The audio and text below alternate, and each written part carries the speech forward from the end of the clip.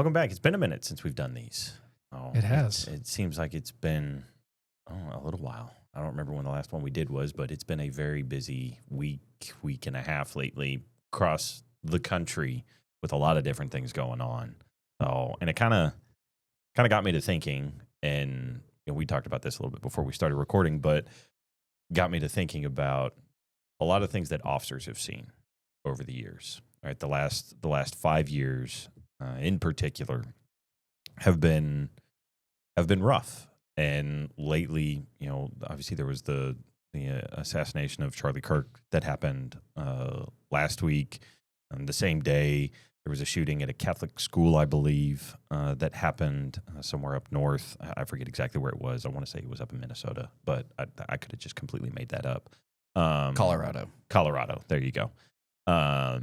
And then, over the years, we've seen different politicians. There were some of the representatives up. They were from Minnesota. I do remember that one. The reps from Minnesota, where they were targeted. And then, there's been so many things over the years that seem to just be one example after the next, where instead of having this civil discourse, that people are resorting to extreme violence. And it's pretty shocking, one, to see that, but also for us, from the law enforcement perspective, it's something that officers see firsthand pretty frequently. We've seen plenty of examples here in Austin where, there's people that do come out and they exercise their First Amendment rights. They do it responsibly. They do it peaceably. They're out there to express their opinions, but, they do it in the right way. But then we've also seen people who go out there and it's not peaceful. It's violent. And sometimes it's targeted, and sometimes it's targeted towards law enforcement, whether we're involved or not. We're the symbol. We're the ones that are there. We're the ones that are, enforcing the law, that are protecting other people's rights and trying to keep people safe. And a lot of the anger has been directed towards law enforcement. So, there's just all this violent stuff that's happened that I do think one of the messages I have seen kind of emerge, and it's come from, pretty much everybody that I've heard talk about this, is civil discourse, right? It's okay for us to disagree. And that's one thing I've actually, in the last year and a half, I've told a lot of elected officials is, one, we're not going to agree on everything, and that's okay. The most important thing is that if someone calls me, I'll answer the phone. We can have a conversation. We can talk about these things. That doesn't mean that we have to agree. That just means that we have to be willing to talk. And a big part of it is getting to know people. Now, on a larger scale, that's obviously harder. You're not going to get to know a lot of these major figureheads or whatever the case may be. But people follow individuals. They follow ideologies. They follow political beliefs.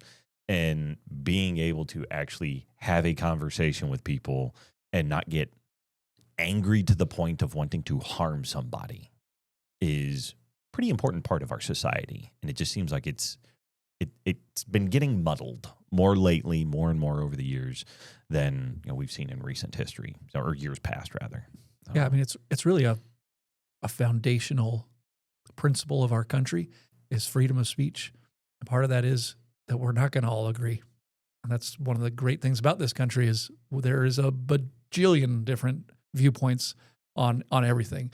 You may align with one political party or another political party, but that doesn't mean you even agree with everybody within your own political party. Mm-hmm. But we all have these things, and we should be able to sit there and talk and be able to discuss and debate and argue, and we can have great discussions on these things. But that's where it should stop. And if you don't like the way where someone is going or where something is going, then there's a process of trying to change the narrative, trying to elect different people into office that agree with more what you think to get that to change. But it can never be, the answer should never be, I'm going to turn to violence, whether that's a school shooting, whether that's one of these assassinations. Political violence is never the answer for any reason. Yeah, no, it's not. And I think when you just look at the environment, and again, for us, we see it a lot in policing, where policing has become extremely politicized, which is the opposite of what it was intended to be, which is, ironic, but that's kind of where we are, is, this message, and where people almost become somewhat detached, right? They become detached from humanity to a degree, where we rely so much on social media. We rely so much on, digital content, where you miss a lot of the human interaction, and it takes a lot of the humanity out of these conversations, which makes it harder to be civil. The more people can sit here and type something, right? Like that doesn't, I don't care what my phone thinks about me, right? And that's how a lot of people get, I don't know, bogged down in it. I'm not quite sure what the best word for that one is, but it just takes, like I said, takes the humanity out of it. Yeah. And it causes a lot of problems, right? And it's every single person that is a victim, whether it is, like I said, in these politically motivated shootings and school shootings and all these other things, right? The individuals who become victimized, they all have families. They are somebody to someone. And that's the part that's getting so lost in a lot of this, where a lot of people are having a hard time seeing that. My hope is that, sadly, it's something that comes out from these is people start to once again see like, hey, like, this is not okay. Let's just talk about things. Like, we can talk about them. We can talk about them passionately, but talking is okay. Violence is not. And, as we're looking at this trend and this violence, right? We've seen not even just on, a lot of the recent politically motivated shootings, but the officer-involved shootings that we've had lately, right? It's so much whether it's, people don't want to be caught, people just don't want to face consequences, or people they don't see the humanity in other people, or whatever the case may be, where officers are going out on these calls and instead of surrendering peacefully, instead of following officers' instructions, commands as they're trying to detain them, they pull out a gun and they either point it at officers, shoot at somebody else. Like, we've seen so many officer-involved shootings lately where people are suspects are actively engaging in violence against officers. And it makes the profession even more difficult, where you never know.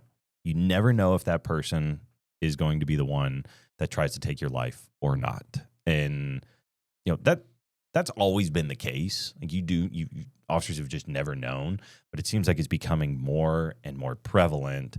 And that makes the profession more difficult in a variety of different ways. One, how do you recruit? How do you recruit somebody to come to policing and tell them, like, hey, in the world today, it's getting more violent. More people are probably going to try to shoot at you, and it's very possible that you're going to get shot or that you're going to die. Like, join up. Yeah. Like, that's not the greatest. Don't really want to. Yeah, like, that's not the greatest sales pitch. And, oh, by the way, the profession is one that is politicized, where if you do mess up, right, like, it's going to make headlines. People are going to come after you. If you do what's right, it may or may not get recognized. We don't really know. Probably not. And someone still may complain about you. Someone may still have a problem just because, they were arrested or whatever the case may be, right? Like, all of these things, all the factors, the world that we live in today is making the role of policing even more difficult than it already was to begin with. And you take our most recent officer-involved shooting, and we're not doing a full breakdown of that video today. We'll do another video on that. We're going to do a separate video with a breakdown of what happened and go through the video that was released and talk a little bit about that. But even in that one, and we're going to see what happens with this. But one of the things that officers know, we know there's a risk. We don't sign up to get shot. No. Nothing in that I signed up for when I joined the police department was, yep, you're going to get shot, and you have to be okay with that. But one of the things that we did understand is that, like, people will be held accountable for their actions.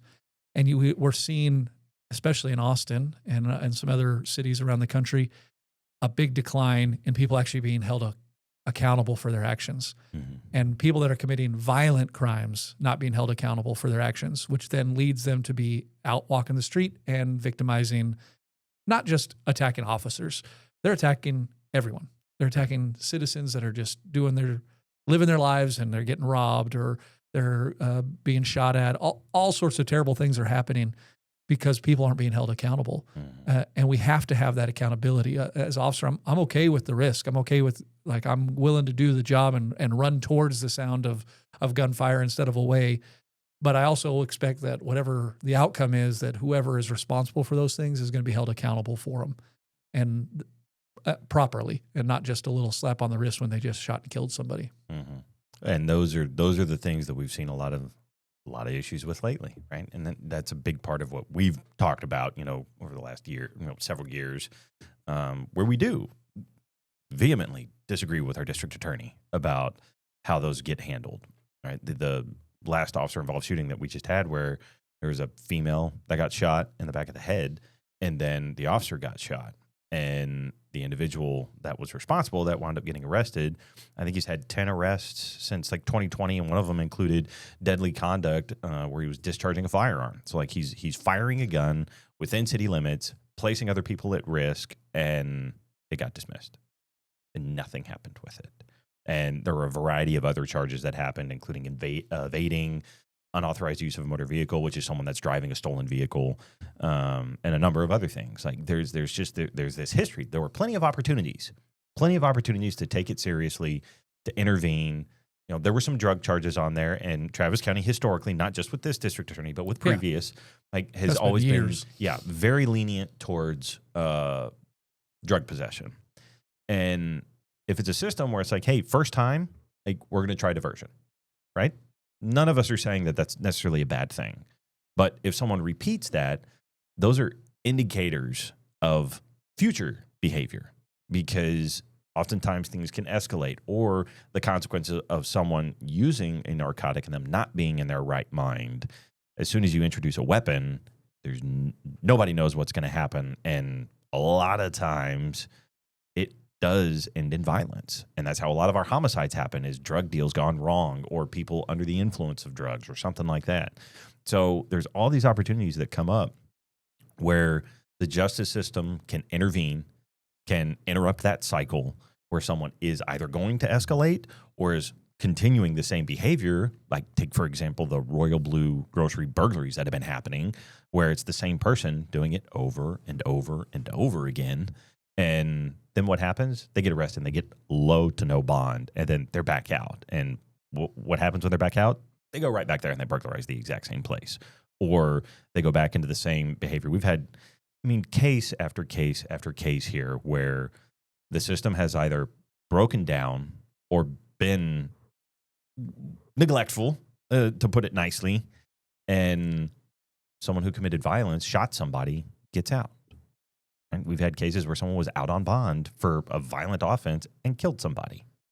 Yeah, we're getting to the point where, well, we've been at this point where we can't really sit here and question, man, why is all this happening?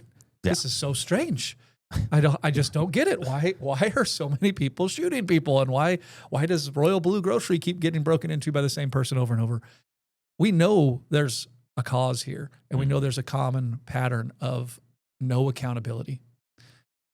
It's just like with my kids. Like, if I don't hold them accountable and they don't face some sort of consequence for when they misbehave, they're going to keep doing the same thing. It's the same thing for adults. If I can go and break into Royal Blue Grocery and I can go steal stuff from there, and even if I get caught, I know I'm going to get out immediately, and I can just go do it again, and the same thing happens where I just get out immediately, and I just learn, there's no consequence to my action. Yeah. There has to be consequences to your action. And none of us in this room, even in the department, we're not saying for like a first-time offender that we just throw the book at them. Yeah, throw them away and throw them in the jail and lock them away and throw away the key. That's what I was trying to say. Yes, like, we're not saying that. We're saying that there is a pattern, and at some point we have to interrupt that pattern, and we have to interject the system. Our justice system has to step in to stop that pattern of behavior. And if the DA or county attorney doesn't do it, and we get this, Royal Blue Grocery, that's a business. They've got insurance, or they've got whatever. That's still a person that owns it, and people that work there that depend on that. Well, how long are they going to last? You see, nationwide, companies are starting to look at, be like, our loss is growing too much. I'm closing down the store in this area because it's just become too expensive to stay here. Yeah. That can happen. And these people have to make those decisions. So there are consequences for it. It's not just, oh, they're just a big business, but we have to interject somewhere. Yeah. Oh, and that's why we keep calling these out. That's why we keep trying to point a lot of this out, is because to us, we see the consequences day in, day out. We see what happens. We see where the failure points are. We see where the frustrations are, and kind of and in particular, the patterns. And that's what's most concerning, right? And that's why we keep calling it out, because that's how our system is supposed to work, right? We see an issue. We're going to bring those issues up. We're going to call them out. Very obviously, we disagree with the district attorney. And so we're going to put out information calling out what we believe is bad policy. And we're going to put out our reasoning why, right? And hopefully, other people see that. Other people see these issues, and other people either advocate for current elected officials to change their behavior and their perspective on how things are getting handled, or elections bring in new leadership. Like that's the way the whole system is constructed. That's the way that it is supposed to work, right? We're not going to obviously advocate for anyone to, circling back to how we started this whole conversation, that someone violently interrupt this process, because that's not how this is supposed to work, right? Nope. There's the right way to go about doing all of this. So again, like we very obviously disagree with the district attorney. I've still talked to him. I have still met with him. I've shook his hand. I've talked to him, and I will continue to do that. But that doesn't mean that I have to agree with him, right? We can have conversations and we can disagree, but that doesn't mean that we have to hate one another. That doesn't mean that we can't talk with one another, right? Once talking stops is when violence usually occurs. It's having this whole respectful disagreement, and you can be tough but kind towards one another. Like there's a way to accomplish all of that. So, overall, like I said, our theme is still civil discourse is the way forward, right? Yeah. It's changing hearts and minds. That's right. By pointing out what you believe, and by talking and convincing other people to see it how you see it. And that may happen, may not. And if they don't agree, that's okay. Yeah. That's okay. That it is. So, well, hopefully we have kind of hit this, maybe a reset moment of sorts, where a lot of people are reflecting, be like, hey, I don't like where we're headed with all of this. Like let's find more common ground where we can, right? It's okay to meet in the middle on things, right? It's okay to move away from, hard and fast per se perspectives that don't allow you to engage with other people. So engagement is good. Getting out there is good. We always welcome for people to reach out to us and share your thoughts, share your perspective. If you have ideas or questions for us that you want us to talk about or answer, by all means, let us know. Comment on the video. We always encourage people to like, subscribe, share, because we're trying to put out a different perspective for officers that hasn't always necessarily been heard. And we want that to get out there. So, lots of things to think about these days. But, all right. Well, that's all we got for this go around, y'all. We appreciate y'all tuning in. As always, stay safe, stay alert, and stay tuned.